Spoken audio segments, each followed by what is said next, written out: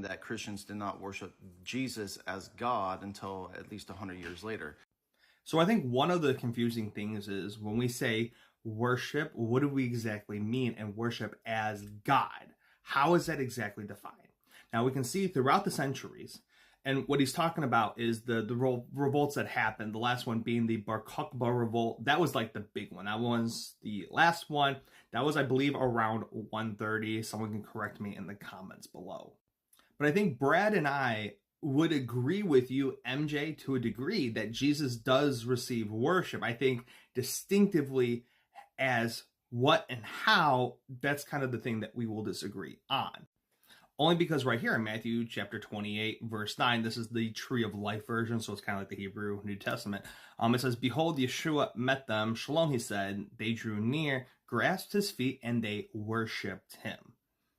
Now, as we can see, the word worship that's being used specifically in the Greek is proskuneo. So you can just say that Jesus is receiving proskuneo.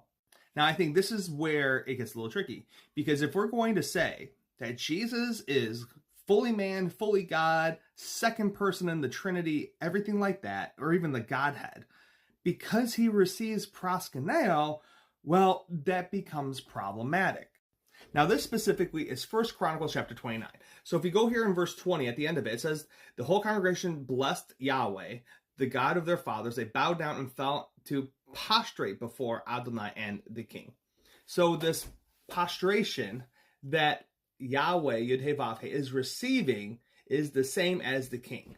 Now, I will argue that that word should be worship, but I'll go there in a second, because if we keep reading down here, it says that Solomon sat on the throne of Adonai as king. So he sits, a man, Solomon, sits on the throne of Yud-Heh-Vav-Heh, which we do see some similarities in the book of Revelation comparing God and the Lamb sitting on the throne. Now, to get a better explanation of this, when you go to the Septuagint, especially the interlinear, see what the word for worship is right there. It's proskuneo.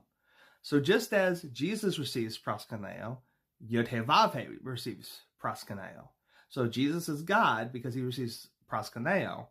Well, then we have to come to the same conclusion that Solomon is also God because he receives the same proskuneo as Yud-Heh-Vav-Heh. And I think that is the biggest distinction that we have.